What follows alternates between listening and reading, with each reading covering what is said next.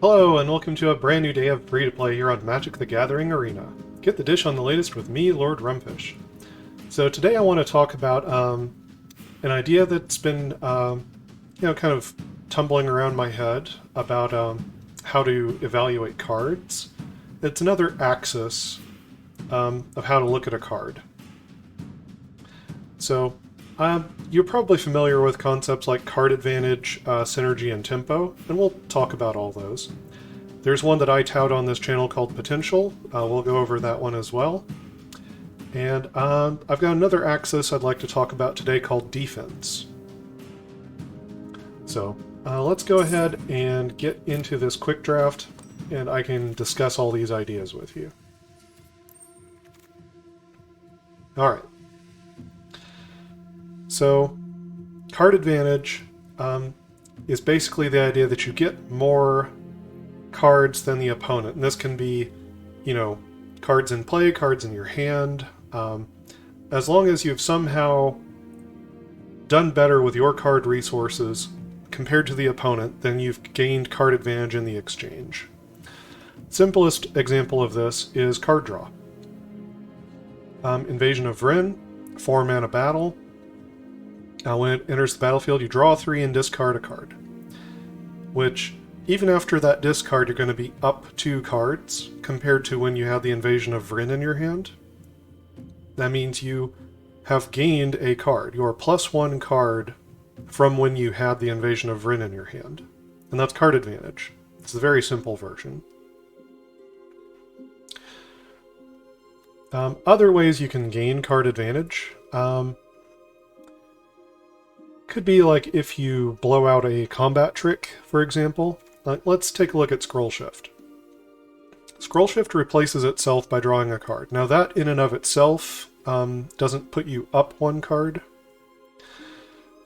Now if you, let's say the opponent targets your creature with a removal spell. Right, and they would be spending 1 card to get rid of your 1 card. You Scroll Shift your creature in response. It flickers, dodges the removal spell. You stay neutral on cards, but your opponent is down a card. They are down that removal spell and got no benefit out of it. That would be card advantage.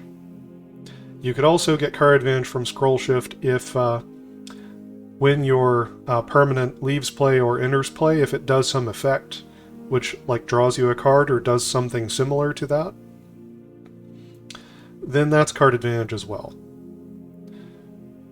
So card advantage, once you kind of know how to think about it, you can start dissecting the game and breaking it down into counting all the cards and where they're going. So another one is Synergy. Marshal of Zhalfir is a pretty good example. Other knights you control get +1/+1. This card is good if you have other knights. It's pretty mediocre if you don't have other knights. It's still a 2/2 that can tap things, which is not the worst. But it does its best work if you have a deck full of knights. The more you can buy into the synergy of this card, the stronger it will be. Because it gives that boost to more and more and more things, the more synergy you can apply to it. So synergy can start to make cards good that weren't that good in a vacuum. Tempo is the speed at which you deploy threats. It's kind of all about making efficient use of your mana. Like if you use a 2-mana removal spell to get rid of your opponent's 3 or 4 drop creature,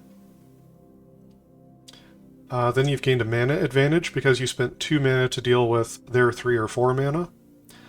And if you can then also use the rest of your mana on that same turn to some beneficial effect, like you play another, creature, you activate an ability, then you're way up as far as tempo on the opponent. Tempo doesn't have to do with card advantage. Tempo has to do with the speed at which things are deployed, and the amount of mana that it takes you to deal with the opponent's threats. So, a really high tempo deck is going to have like bounce spells and little burn spells and things. It likes answers that can finish the game. or very cheaply deal with the opponent's threats. You know, like 1 or 2 mana counter spells, 1 and 2 mana removal spells. And small creatures which are aggressive. Kinra Spellspear plays very well into a tempo deck. All of the opponent's, card advantage and big game-ending effects are not going to matter if they're dead already. Kinra Spellspear plays pretty well into that archetype.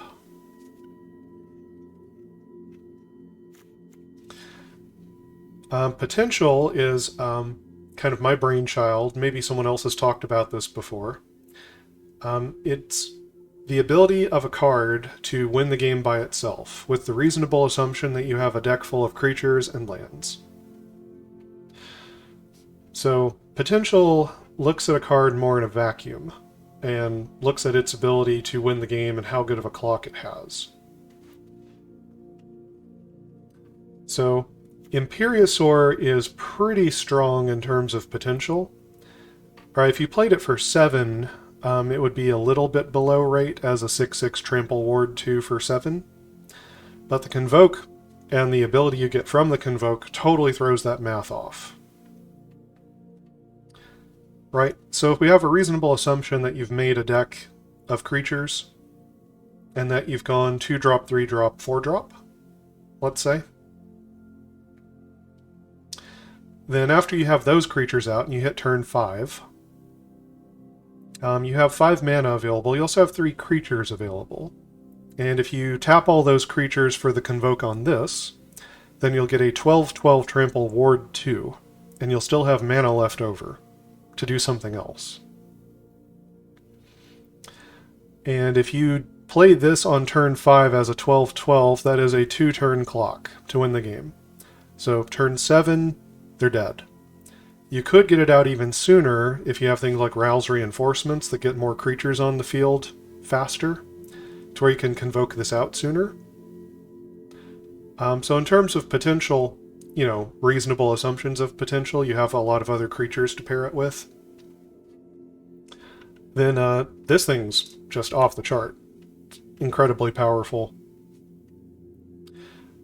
And then there's a new concept that I want to talk about, which is defense.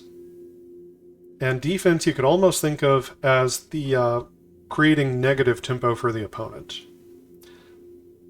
Because there's been a hole in my discussions about cards that I've been trying to look for a way to fill in this hole, where I'm talking about like removal spells and things like that. So a 1-for-1 removal spell typically doesn't have any card advantage. So Searing Barb gives you Incubate 1, so you have a little bit something to show for it afterwards. So you get kind of a 1/1 out of the deal. Takes some mana to activate it. So you could consider that maybe a little bit of card advantage by creating a board presence. Mirrodin Avenged replaces itself, but you have to set it up. And if the way that you set it up is by you chump block with a creature that dies, and then you kill the thing that it blocked, the Mirrodin Avenged replaces itself, but it doesn't replace that creature that blocked.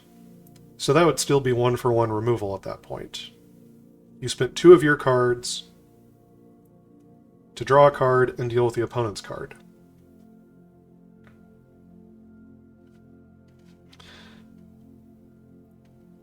So, removal doesn't really function on card advantage as an angle. It can function on synergy, but a lot of times you just run removal because you want some interaction, and it often doesn't have anything to do with the synergies of your deck. Tempo does care about removal. Tempo cares about like really cheap, efficient removal.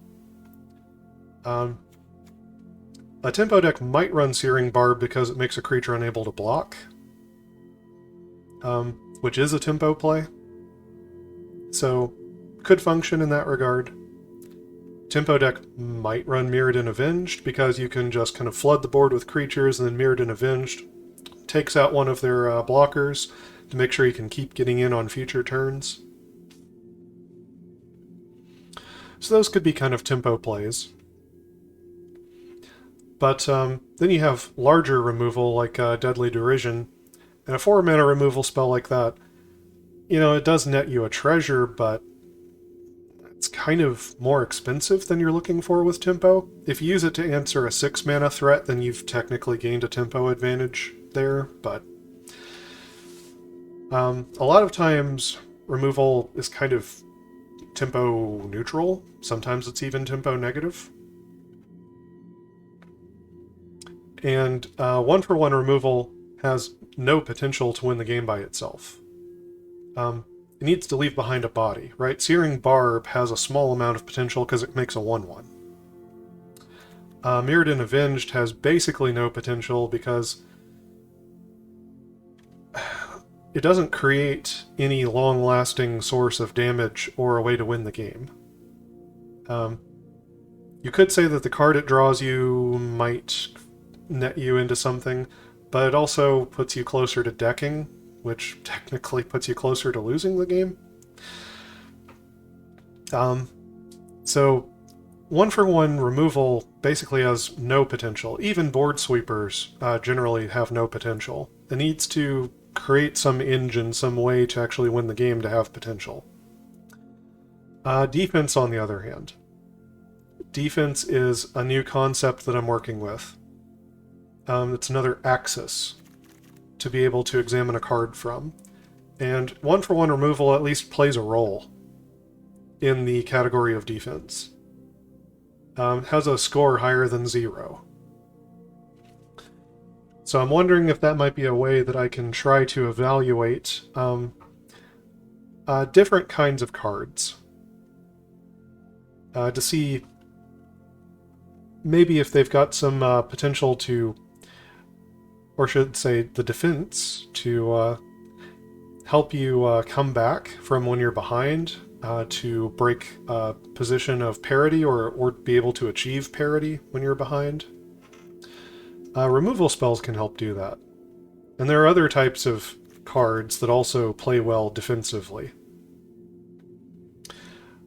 So, this is kind of a new concept, and I might be fine-tuning it for a little while.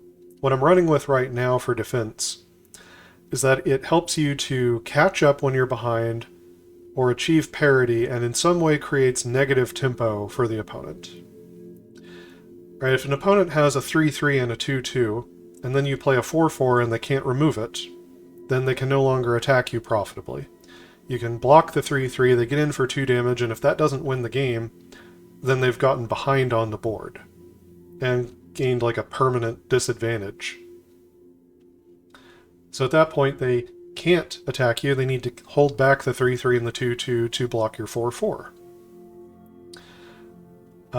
So that creates defense. It creates like negative tempo for the opponent. But I'd rather give it its own name rather than negative tempo, and I think it can apply maybe conceptually in other ways aside from just negative tempo. We'll see. So I'm going to call it defense. And I'd like to examine the cards in this pack from the standpoint of defense. So the Imperiosaur is a good defensive card. Now, it's not the best because it requires tapping your other creatures with Convoke, and that could open you up to a weak board position. The ward is nice. The ward means it's harder for the opponent to blow you out, but it's not impossible. If they have enough mana and they have the right kind of answer, they might be able to tap it down, bounce it to your hand, kill it, or in some way get past it, and then tapping down your other creatures was pretty bad. But in exchange, you get this creature that has Ward, which is a good defensive ability, and it's very large, and being very large makes it harder for creatures to attack in. So defense-wise, I would say the turn you play it, it leaves you a little exposed, but it gives you a good blocker, so it's kind of a wash in terms of defense. If you untap with it, it's a very strong defensive card. It's even better offensively. But if you needed to block with it, it'd be a very good blocker. Invasion of Vryn. I think it does basically nothing for you in terms of defense.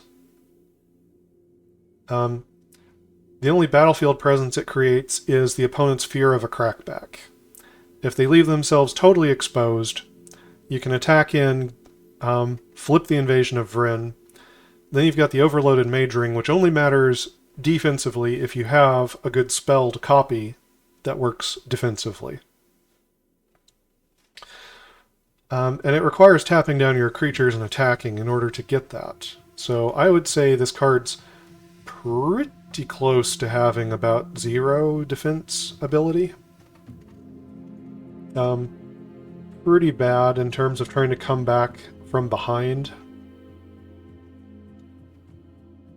I would say Invasion of Vryn is pretty good for breaking a situation of parity. Or if you're ahead. But if you are behind, I would say this is defensively pretty poor. Render Inert. It depends. If you've got like a big incubator token of the opponents that you can kill, then this is a rock-solid removal spell. Replaces itself with a card.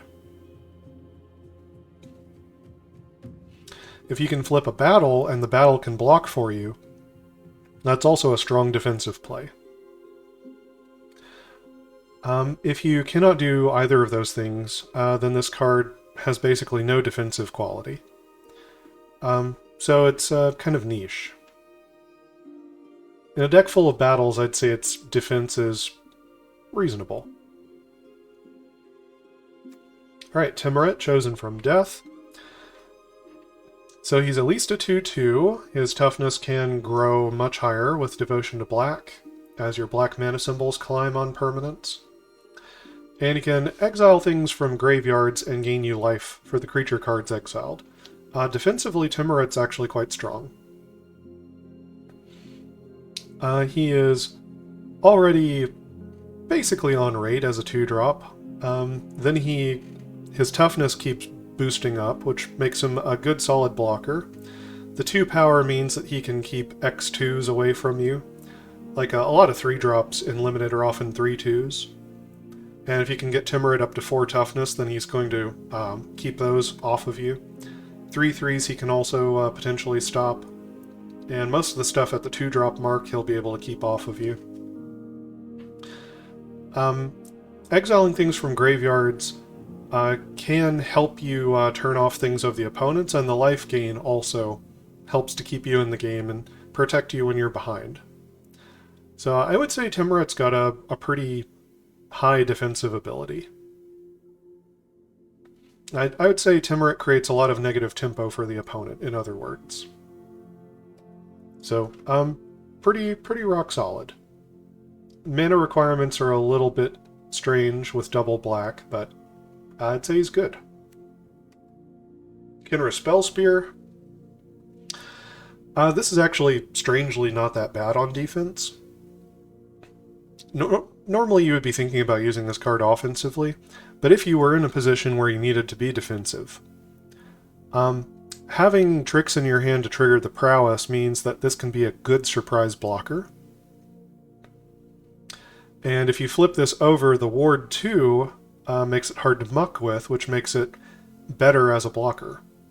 It means the opponent's less able to get it out of the way in order to get in. And once it's got prowess, it could be a surprise 5/5, even discounting, any other combat trick you may have applied to it. So I would say Kinra Spell Spear is surprisingly good on defense, as long as you have the deck synergies for it. Marshal of Zalfir, the thing that's really good defensively on this card is it can tap a creature. Now, a lot of people are going to be thinking about using this offensively to get in as a tempo play, but defensively you can hang back and tap down their best attacker before they get into combat. And that's also a very strong defensive play. Giving your other knights +1/+1 makes them better blockers. So overall, I would say Marshal of Zalfir is pretty good on its defense score. And that's one of the interesting things about defense is Often creatures that are good offensively will be pretty good defensively as well, but it's not always the case. Infected Defector. So, 4 power creature for 5, with only 3 toughness. It's likely to trade with something in combat, but probably trade well. But the thing that's neat defensively about this card is that when it dies, you still have another 3/3. So if you're in a position where you're behind, this lets you put another body onto the table that you can activate for just 2 mana at instant speed. And that could be a nice stabilizing presence for you. So I would say this card is probably better defensively than it is offensively. It's not the worst offensively. It's got 4 power for 5. And after that one dies, you can attack with a 3/3. But defensively, I think this adds a lot of stuff to the board for you to help you stabilize in the game. So, some food for thought. It's another access to examine cards from. Scroll Shift, you have to keep 3 mana open. But this could help you defensively by blowing out an opponent's removal spell. It could also let you chump block something safely and then flicker the creature to keep it alive. So I would say that Scroll Shift is at least, it has a role to play on defense. It's not a 0. Can definitely do work for you as a defensive card. Halo Charge Scab, pretty good I'd say. 4/4 is a reasonable blocker for the mana. And being able to get back like a removal spell, something like that, that could help get rid of the opponent's attacker that you've been unable to deal with. Put you back to a position of parity. In the meantime, you've got a reasonable blocker while you're waiting on drawing that removal spell. So defensively, I think Halo Charge Scab is actually quite good. Mirrodin Avenged. This isn't the best. It can kill an opponent's creature and remove itself, and replace itself, I mean. So it stays kind of card neutral, but one of your creatures might have to die. And if one of your creatures has to die in order to turn this on, then you've lost presence on the battlefield. And that is actually bad, in terms of defense. So when you're behind, Mirrodin Avenged is kind of like a bad removal spell. It's like it can have a role to play, but the role's not very good. So it's more than a 0, but it's low. It's got very low defensive applications. Searing Barb, this is obviously better on offense than defense. It can make a creature unable to block. If you're behind, that doesn't matter, especially, unless you can use this to help you flip a battle. It can kill something of the opponent's, like a small flying creature, and that would be handy from a defensive standpoint. It also leaves behind a 1/1, which can chump block for you. So I would say this card has more than 0 ability on defense. It's not the worst. I would say it's still kind of low, though. I would say it has low defensive ability. Maybe better than Mirrodin Avenged, but still not very good. Thrashing Frontliner, this is a classic example of a creature that's better on offense than defense. It can be a 3/3 trampler against a battle, but 2/2 for 2 on blocks is, it's only on rate. It's nothing special. Its defensive application's pretty low. It's not much of a disincentive for your opponent from attacking. Timberland Ancient is pretty high. Pretty high defensively. Forest Cycling doesn't really matter for defense. Once you've got this on the field, though, the reach is a big deal. The reach can stop creatures of just about any size from coming in the air. Right, black has the big 7/6 flyer that exiles a card and your spells can gain Convoke or something. I believe that thing's a 7/6. And that means Timberland Ancient is big enough it would actually trade with that on a block. Timberland Ancient sizes up pretty nicely against the flyers of the format. Some of them will kill this, but a lot of them won't. 5 toughness is a lot, and reach is a very good defensive ability.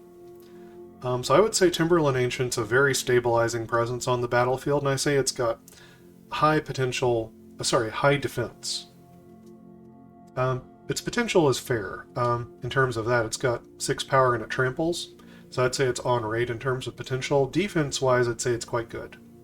It's a really strong disincentive for the opponent to attack. And Wildwood Escort. So a 3/3 for 5 is not an amazing card in terms of defense, but when you're behind, you might have been backpedaling, like making trades in combat, getting stuff removed with removal spells. In terms of that, the Wildwood Escort may not stabilize the battlefield, but it might be able to trade with something and then draw you back a card from your graveyard that lets you continue to apply defensive pressure. What would be the opposite of pressure? Like a release valve, where you are releasing pressure. Anyway, I'm going to come up with the terminology at some point for defense.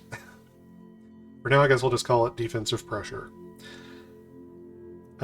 So this gives you a 3/3 that can block and trade in combat, and then it gives you another card back to your hand that is a creature, or maybe a battle.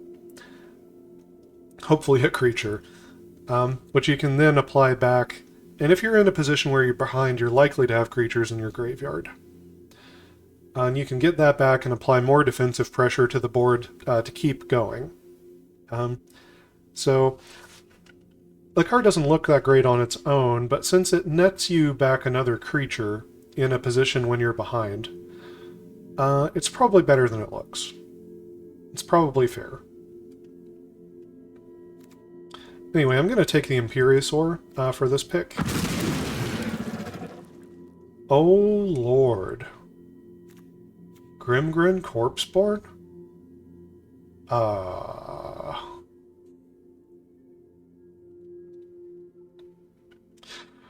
I knew someone who loved this card when it was out in Standard. It was sort of like the Captain King card of his, deck that he played all the time. Anyway, this is a really good card. It's very strong and limited. So, it does enter tapped. It doesn't untap on your untap step. It actually costs a creature to untap it, but it gets a counter when you do that. And when it attacks, you destroy a creature the defending player controls and add a counter to this. Alright, so in terms of defense, the turn it comes down is pretty rough. When you're behind, having to sack a creature to untap this, that's harsh. That has a harsh cost. And I would wait until the opponent's, attack step or whatever, before you actually sacrifice the creature to untap them. Just force them to have something at instant speed to deal with the Grimgrin. So the turn you play him, he's pretty bad defensively. He is a big body, though, so that might be kind of a wash. Right, you get rid of your worst creature, you get a much better creature to block with. That's still hard when you're behind. But if you survive to the next turn, then he can attack in and kill their best creature that's been attacking you. And that's actually a good enough reason to be able to attack even when you're behind, is to blow up their best thing. And that means Grimgrin's better defensively than it looks. Like I said, it's really difficult the turn you play it, but the very next turn, you can start breaking, crawling back from being behind, getting back to parity, by having Grimgrin start blowing up their board. In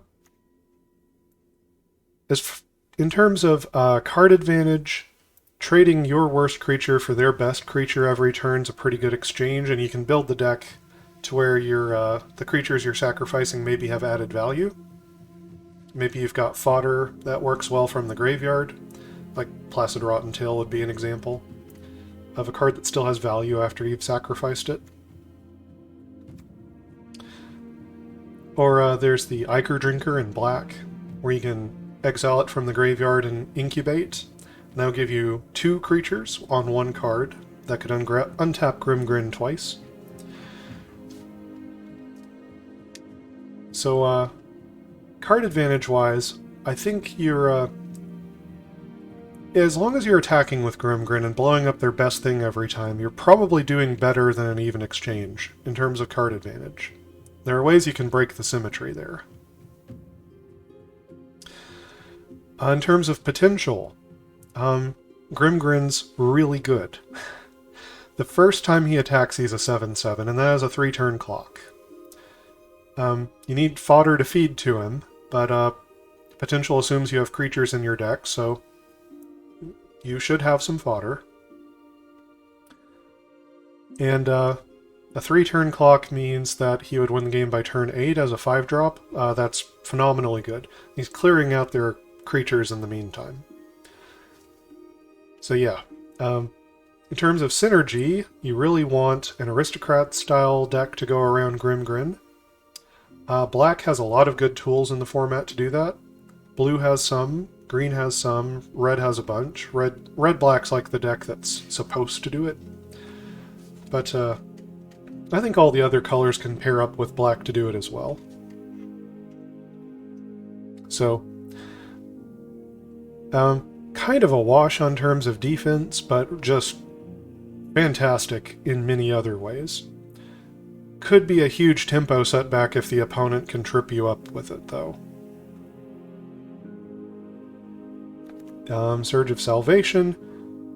From a position of defense, it's okay. You can protect one of your permanents from getting destroyed with a removal spell. You could protect yourself from being hit by a targeted effect, like target opponent does whatever. And preventing damage from black or red sources to creatures you control could be a blowout. So Surge of Salvation definitely has good work it can do from a point of defense. Now, it doesn't add anything to the battlefield. So you can't have too many of this effect, right? It doesn't have a super high defensive ability because it doesn't disincentivize the opponent from attacking. It just kind of, maybe you blow them out if they do attack and they don't know you have this. So it's more of a one-off trick, which means it's definitely usable from the standpoint of defense. But it's, it's got a middling defense rating. It's decent. Kind of like a good interactive counterspell. Probably works as a useful tempo play because it's so cheap and pretty effective for its mana cost. Tandem Takedown. Defensively, this is pretty good. It's instant speed, so you can wait for the opponent's turn. Now, tricks on defense are a little scary, so you might want to do it on your turn and not the opponent's. But it could give you +1 power to 2 blockers and kill their best attacker. You could also do it on your turn when they're tapped out to make sure that you get rid of one of their best things. You can also use it to flip a battle, take out a planeswalker. So defensively, I would say Tandem Takedown's a very strong card.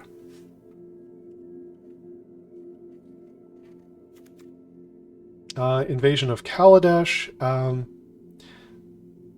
So defensively, this gives you like a chump blocker, and then if you flip this over, it gives you an X4. X is the number of artifacts you control. You might have At least 2 if you still have the Thopter. Now, if you're behind, you may have had to chump block with the Thopter. But having 4 toughness and being a flyer is actually quite strong defensively. It's able to shut down a lot of offense in the air and offense on the ground.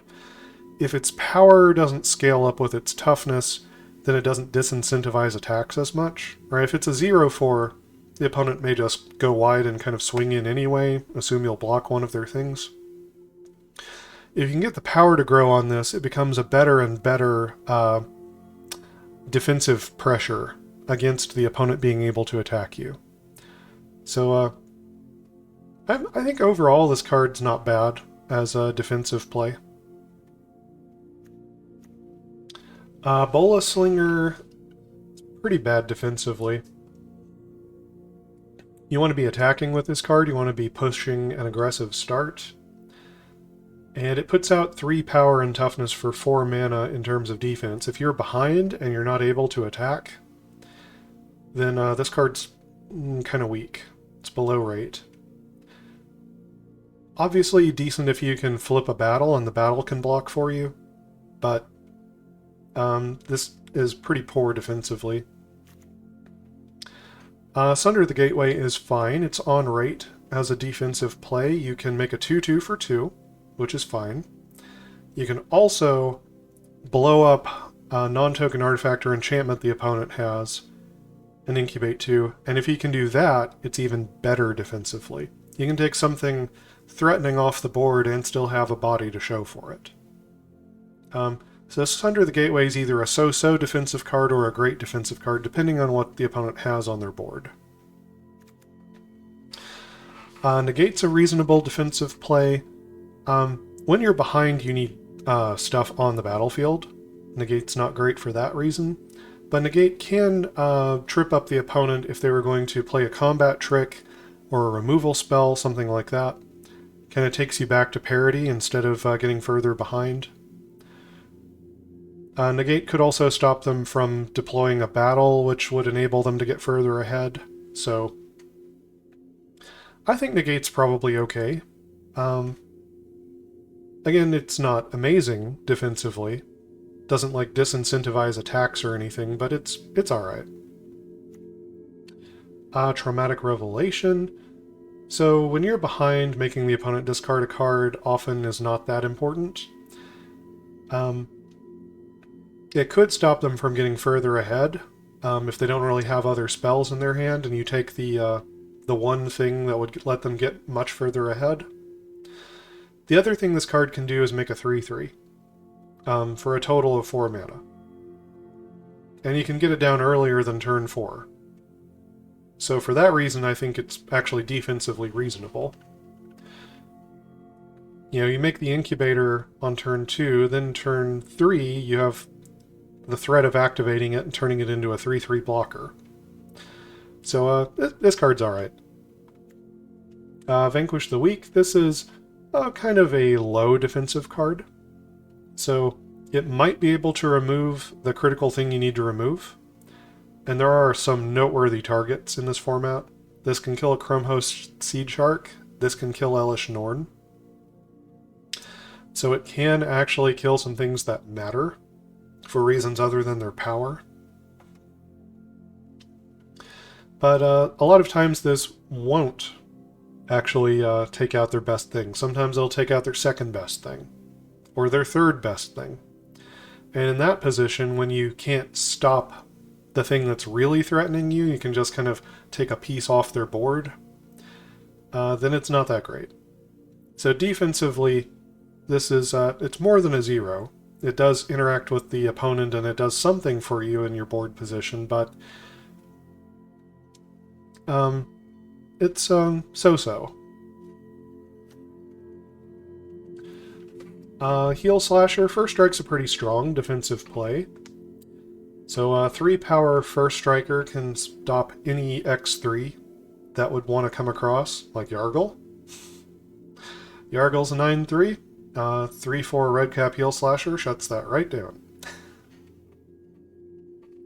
In all seriousness, First Strike is a good defensive ability. If you can pump this up further, Just kind of blows the opponent out in combat. Or if you can deal damage to their creature after it's taken first strike damage.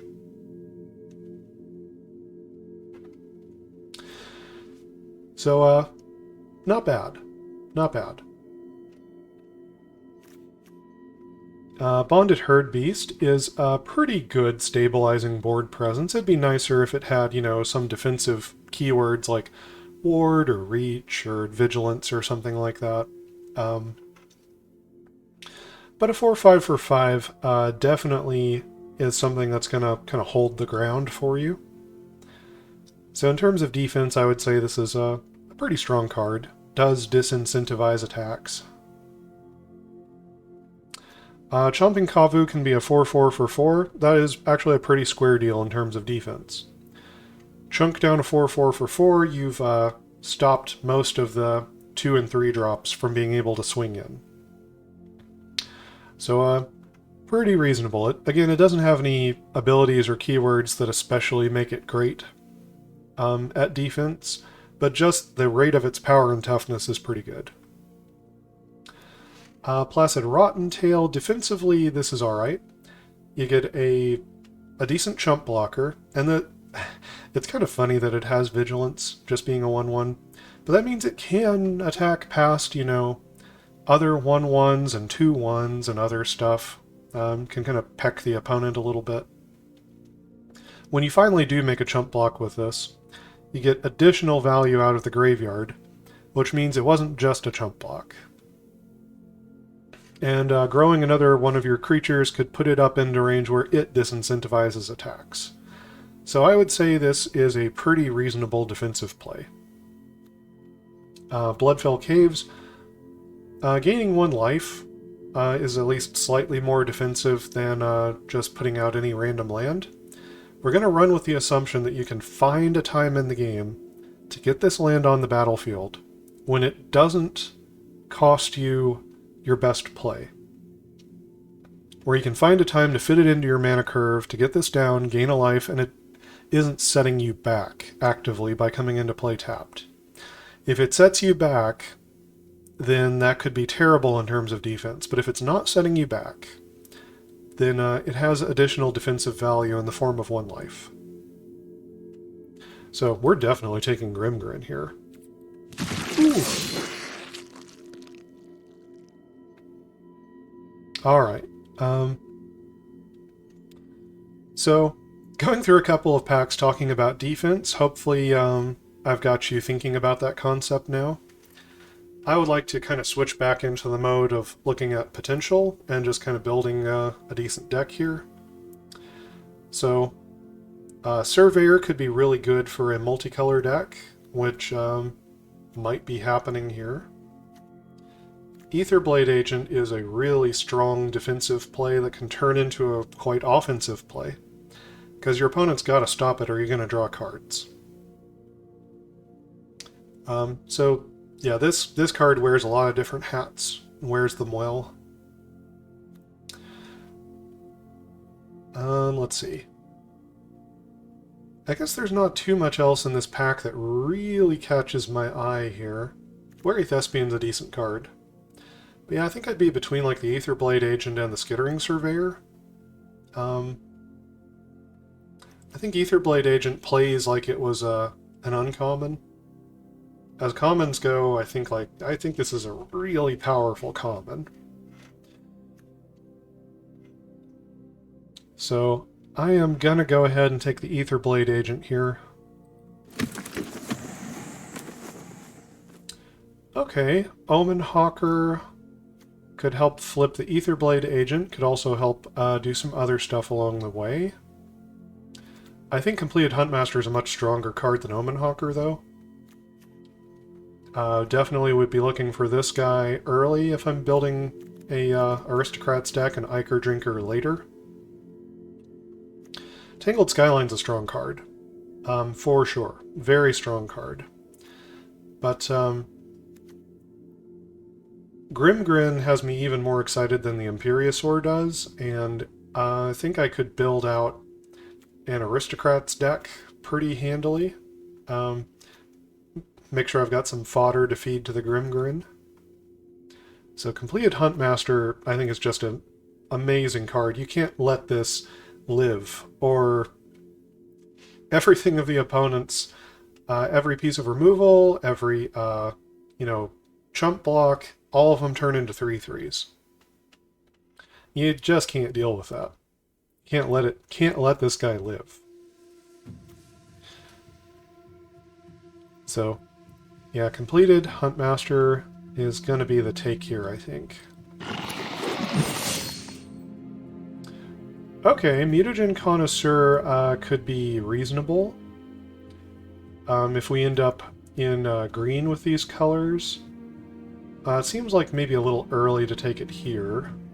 Let's see what else is in the pack. So, Render Inert, I don't really have battles to target with it yet. I could take it as speculation, but then I could take the Connoisseur for speculation too. Defensively, this is a really powerful card. The Sanctifier is a good 2-drop. It's the only white card in the pack, though. Which not a great signal for going into white.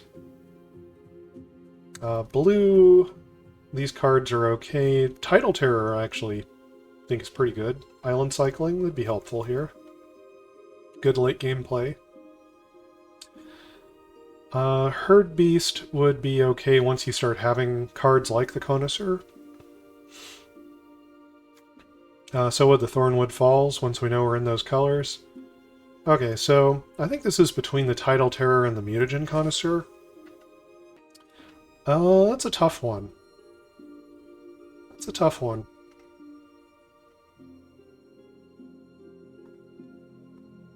I know how to pilot a green-blue deck, though. I know this card is good. I respect its power and its stabilizing presence on the board early, so I am going to take it over the Tidal Terror.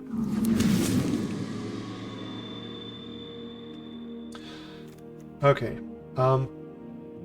Moloch would be okay, but double green is making me shy away from it a little bit here.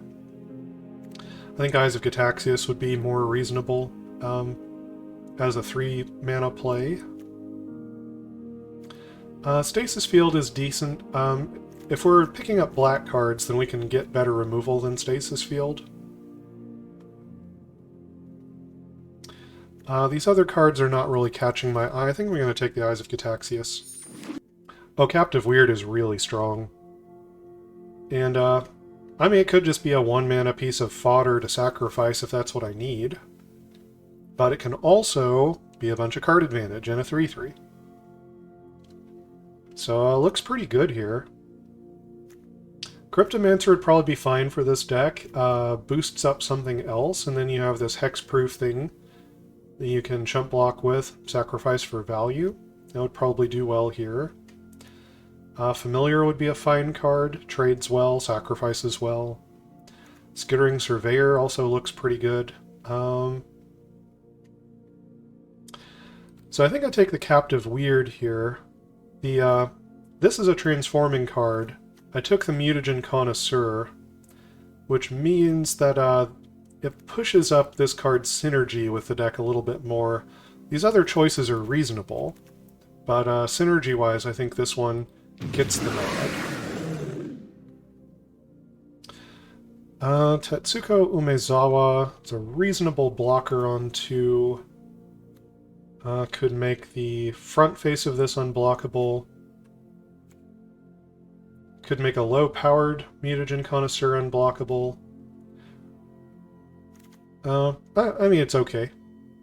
Probably be fine. Maybe better in a deck full of 1/1 tokens or something. Meeting of Minds is a strong card. It might be the take here. Yeah, I think I like the Meeting of Minds better than the other options in this pack. Thunderhead Squadron's reasonable. Might be able to convoke it out if I have a bunch of little sacrifice fodder or whatever. But I think I like the Meeting of Minds. It's a really neat play you can do at the end of the opponent's turn after you, put a bunch of creatures onto the board, then at the end of the opponent's turn just tap them and draw 2 cards. I like it. That is really late for a spell spear. Really late. Yeah, red's looking open here, but I'm kind of feeling like there's a pull towards a Sultai deck here. Maybe even just blue-black. Halo Charge Scab can get back the Eyes of Gitaxias, and that is a really strong play. It can also get back Meeting of Minds. Hopefully we'll pick up some removal somewhere along the way. But I like the Halo Charge Scab. I think it plays well into this style of deck. I'm going to go ahead and pick it up here. I don't think I really want to get into red. Okay. Bonded Herd Beast plays well with the Mutagen Connoisseur. That could be a reason to take it here. But the Placid Rottentail is a nice piece of sacrifice fodder for the completed Huntmaster. It's also a nice piece of sacrifice fodder for Grimgrin. Usually it's not hard to find a bunch of good 5 and 6 drops, and sometimes some of the sacrifice fodder dries up, oddly enough, in this format. You wouldn't think that's the case, but it seems like the 5s and 6s come late and the 1-drops disappear. It's kind of weird. I'm going to take the Rottentail. Okay. Mostly not in our colors. Invasion of Mercadia could be interesting as a speculation choice. Pretty good card. But Render Inert could end up being good if we pick up some battles along the way. So I'm going to put it in the sideboard for now. Okay, I do like Omen Hawker. The Lookout would be a good early blocker. And we could sacrifice it for other purposes. Blade Master would also be a decent early blocker. The Omen Hawker plays really nicely into these, flip cards that take mana to activate. Could also activate things like the Rottentail, Aetherblade Agent. He can flip over Incubator tokens. Could help activate the Huntmaster's mana. There's a surprising amount the Omen Hawker could do here. I think I like it a little bit better than the other options. It's kind of close, though. Okay, Tidal Terror. There's an Island Cycler. Coming nice and late. Crystal Carapace probably would not make it in here. I don't think I have any synergies at the moment that would work well with the Carapace. I've already got 3 in the collection. I'll take this Javelin here. Okay. Invasion of Arcavios is a weird one. It can go into your sideboard, can go outside the game. Now, normally in your sideboard in Limited are kind of your junk cards that aren't very good.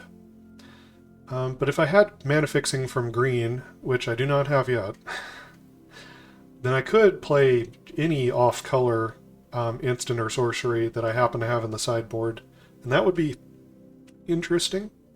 You can also fetch them out of your deck. So you can go and get your best piece of removal. If you flip this, this will copy your instant and sorcery spells that you cast from your hand. Which, it's hard to say how many instant and sorcery spells I'm going to end up with here, and whether this would be worth a spot in the deck for flipping or not. I don't think it's the safest pick here. The Huntmaster is really powerful. Really, really powerful. Finn would be a good 2-drop. Not really something you want to sacrifice, just a good 2-drop. Let's see, there's some good white cards. Meeting of Minds is good. Ichor Drinker would be a nice thing to sacrifice. Hopefully this will wheel back around to us. Unseal the Necropolis could probably do fine for this style of deck. Feeding cards into the graveyard works with like the Halo Charge Scab. And then, this is a card that the Halo Charge Scab could get. Blighted Burgeoning is also a really nice card. I doubt that one would make it back.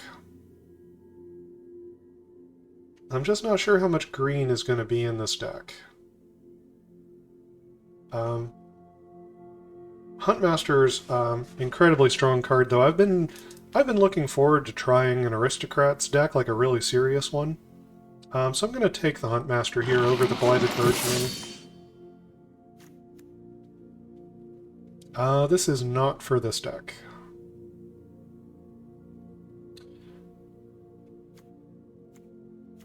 So yeah, change the equation is okay.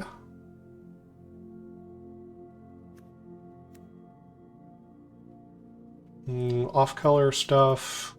Eyes of Gataxias is strong. Drag Recycler is another sacrifice outlet, but 2 Huntmasters and Grimgrin, I'm already starting to be pretty happy with the sacrifice outlets that I have. So I don't feel too strongly about needing the Drag Recycler.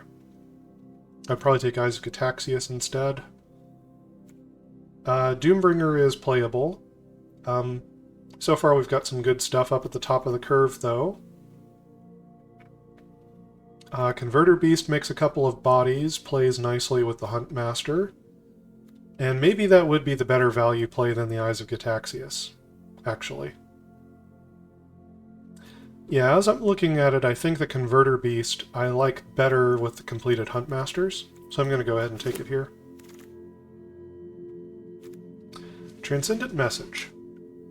4 blue and X. Convoke. Draw X cards.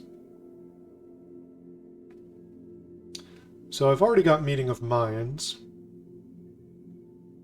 This is a much bigger Convoke, though. The blue creatures can help reduce the blue mana cost to make it more playable. And I do have some blue creatures.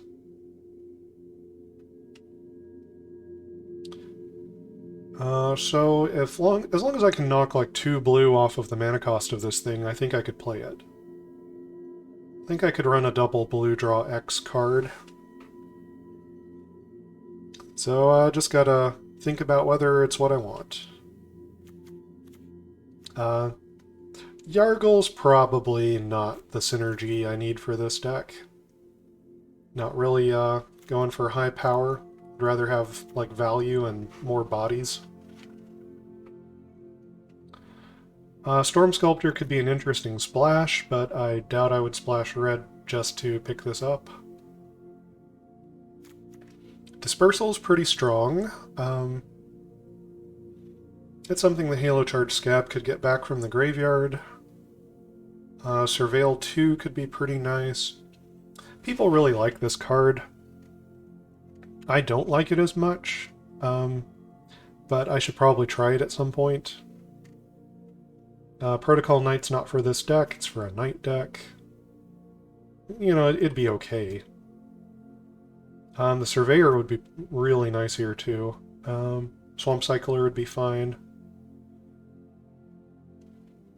Now, there are interesting options here. I think I'd be between, like, the Surveyor, the Mauler, the Dispersal, and the Message. And I think I would like to try out Transcendent Message. I feel like I probably could convoke it out in this deck. So I'd like to give it a shot. Okay, Inga Rune Eyes is reasonable. Could maybe trigger her with the Aristocrats Sacrifice synergy. Stormclaw Rager is maybe strong enough to consider splashing red, just because the deck is picking up playables for this kind of archetype. I think probably what I ought to take here is either the Ichor Drinker or the Thespian.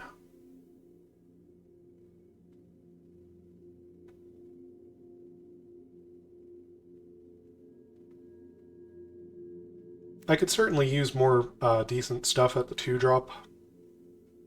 Wary Thespian does play well into Aristocrats, gets value out of his death. So, yeah, I'll take the Thespian here. Okay, Corruption of Tawashi plays well. with like Mutagen Connoisseur, Omen Hawker, like flipping things over, that kind of thing. Be a powerful draw engine for the deck. Of course, we do have a lot of good card draw spells already. Temporal Cleansing seems like pretty clunky removal.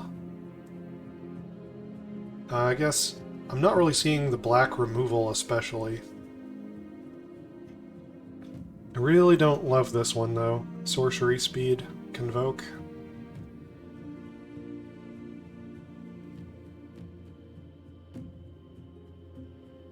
Yeah, I think here I'm kind of between the Corruption of Tawashi and the Eyes of Gitaxias.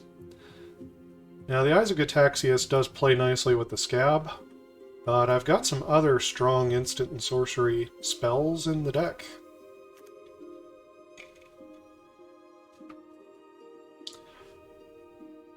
I think I'm gonna try the Corruption of Tawashi here.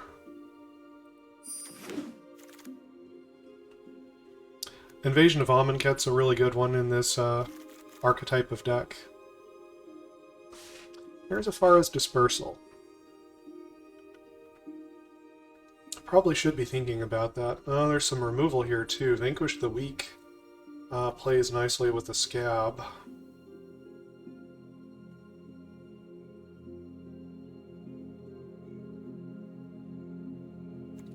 I really like the Invasion of Amonkhet, though. I think it's a very solid card.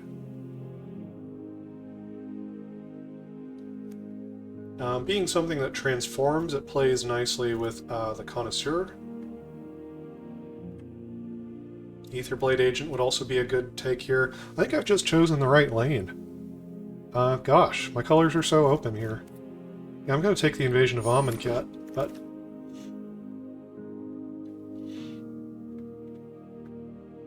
Okay. Oilcaster is okay. Strong on defense and eventually turns into a 5-power Menace. The Menace lets him attack battles pretty effectively. Oculus Whelp is probably a little bit filler, but it would be a reasonable body for the deck, and if it draws a card when it dies, it could actually produce value for an Aristocrat's deck. Failed Conversion would be a pricey removal spell. I have a lot of things at 5 already.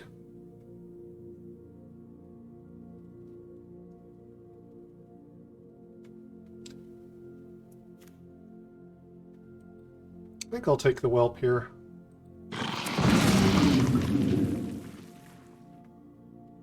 Okay, Invasion of Vryn. This is starting to look like too much card draw. Okay, I am low on 2-drops. I also don't have that many 3-drops, but I'm low on 2-drops at the moment. I think I take the Blade Master here to fill out the curve. Okay. I'm between Ichor Drinker and Blighted Burgeoning, and that's a hard choice. That's a very hard choice.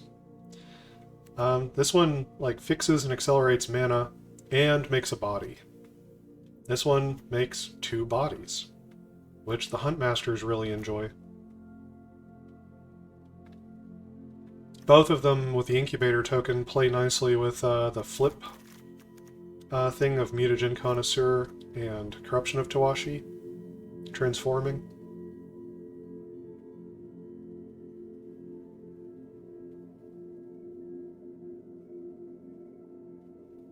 I think with the colors, where I've got so many colors in the deck, I think Blighted Burgeoning is the more responsible choice compared to the Ichor Drinker. I think I take the Blighted Burgeoning here. Okay, I could take Dreg Recycler as a 2-drop, which I wouldn't mind sacrificing too much. Could also take Eyes of Gitaxias as another 3. I do really like this card. Plays well with the Halo Charge Scab.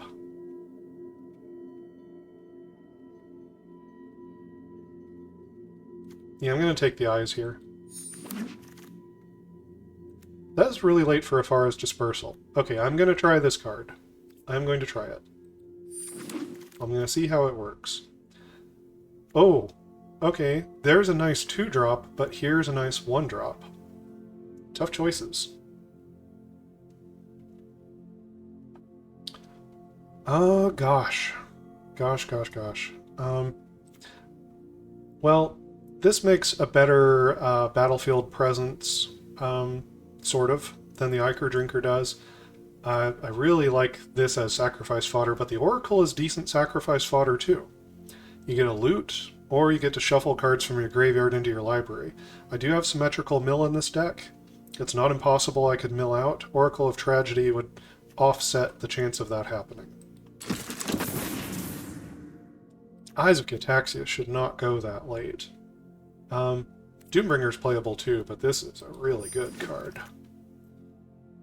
My goodness. I think I take the Corrupted Conviction here. I have some early stuff that I can sacrifice.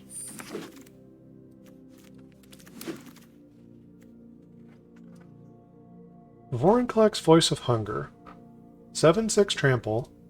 When you tap a land for mana, add 1 mana of any type it produced. When an opponent taps a land for mana, it doesn't untap during its controller's next untap step. Oh my goodness, it's Stasis. It's Stasis and it doubles your mana. I don't know if you've ever played against Stasis. I have. Man. I mean, it'd be way up at the top end of the curve, and this deck's already got quite a curve on it, but, that's tempting. Doomscar Warrior's also a great and solid card here, though. It's double green, which makes it a little bit awkward. But if you do the backup and get in with that creature, then you've drawn a card, and you've put a lot of power and toughness onto the board. I mean, you've probably drawn a card. So if that plays out for you, then that's great. Defensively, this could be like a 5/4 Trampler for 4, which is a good body. Yeah, pretty reasonable choice here, actually. Probably more reasonable than Vorinclex. Although, I think if you resolve Vorinclex, the opponent just loses. If not having access to your mana every turn is an enormous setback. Gift of Completion would be pretty good. Chunks 2 permanents onto the battlefield. Order of the Mirror would be okay. Portent Tracker would be good. Actually, there's a lot of great stuff here.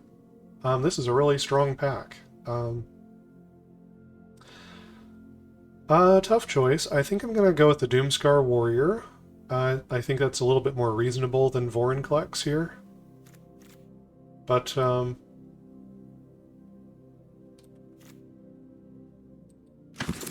yeah, I'll take the Doomscar Warrior. I don't think Ingo would be too bad in this deck. We might actually be able to get her draw 3 cards trigger with the sacrifice effects. Let's see. The Informant would be pretty good to have fodder in the early game. Might be what we want. Ichor Drinker would also be pretty good for that. I think I want the Ichor Drinker here. I really want to start grabbing some cards to make the engine of sacrifice be functional for this deck. Oh, Merciless Repurposing is a nice removal spell. Very nice. Notvold Hermit is an incredibly offensive card. It's a 2-turn clock to win the game, right? Transform at turn 5, attack with a pair of 5/5s, do it again next turn, that's 20 damage.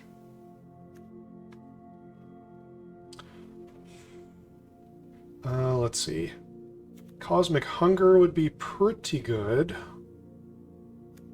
I don't think I would necessarily take it over the Merciless Repurposing.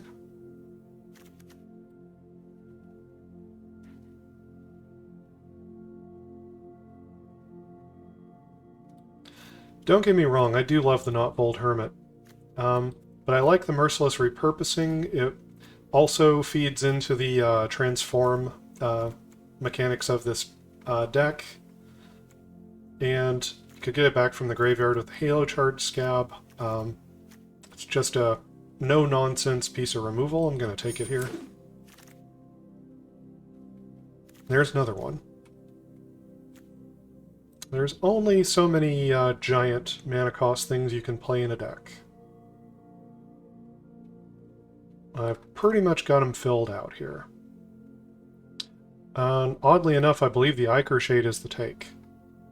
I think I have enough enough of the Aristocrats thing going on here that the Ichor Shade can grow and do its thing. I think it is the take here. Emoti's really powerful. Not really looking for more upper drop stuff at the moment. I think the Wary Thespian is actually what I need here. Omenhawker can at least come down early. You know, if I don't need 2 Omenhawkers, then I can sacrifice one as an early play to, you know, draw cards, make it into a 3/3, etc. The Strobe Knight... Actually, the Strobe Knight might be better. I draw a lot of cards in this deck, so I should be able to double spell reasonably often, and can generate tokens that I could sacrifice for value. Yeah, I think the Strobe Knight's probably the take here. Aetherblade Agent's really nice. Yeah, I'm going to take the Strobe Knight. Ooh, Vat Keeper is really strong. I kind of have a lot of 3-drops already. But I do have a lot of Incubate tokens, and this can double them. I think that might be better than taking another random 2-drop. I've already got some 1s to help fill in there. Yeah, Vat Keeper is so powerful, I don't think I can ignore it. Halo Forager! Hey, that's a great card. I do have some mill, I do have some spells to play. I don't have cheap removal, really. But I do have, you know, like Eyes of Gitaxias, things that I would enjoy playing out of the graveyard, and I could take something of the opponent's as well. So I think I'm going to take the Halo Forager here over Emoti.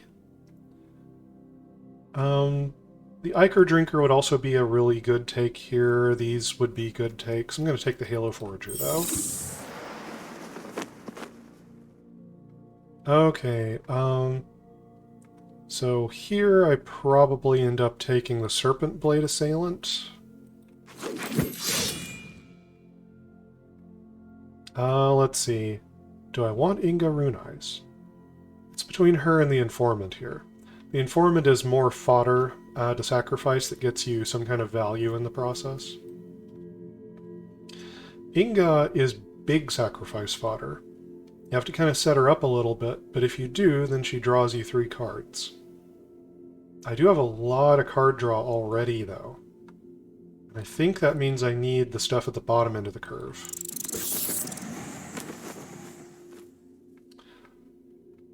Flitting Gorilla would be pretty decent here. Can regrow things from the graveyard, fill things into the graveyard.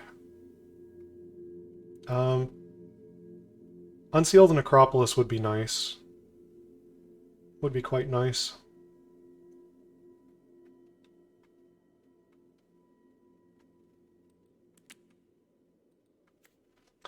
I mean, I have so many playables at this point, I'm going to be cutting playables. I don't even think it matters which one of these I take. I don't know if either of them are going to make it in. I am so ridiculously dense with playable things.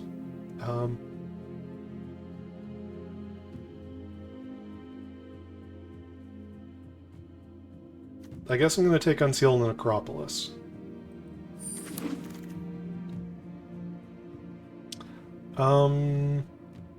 So here I probably take the Oilcaster. 1 copy of Kite Sails, maybe not terrible, but yeah,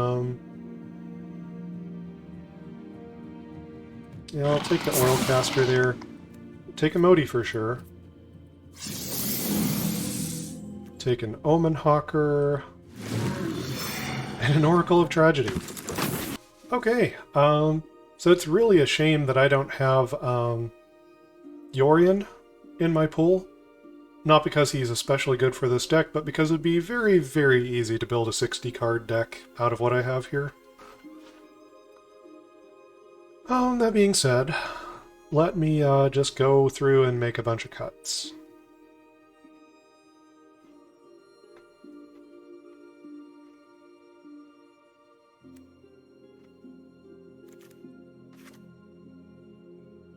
Meeting of Minds can go. I'd rather try the Transcendent Message.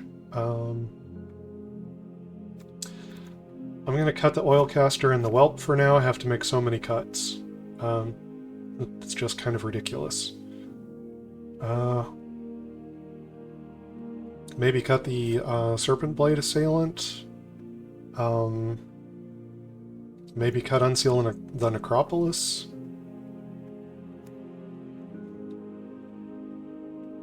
Here on the 1-drops, maybe cut an Omen Hawker. I doubt I can really make good use of 2 Omen Hawkers if I draw them both.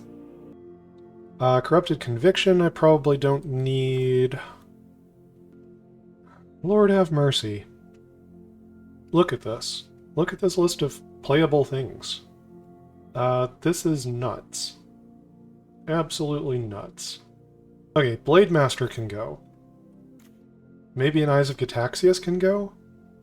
Got a lot of stuff at 3.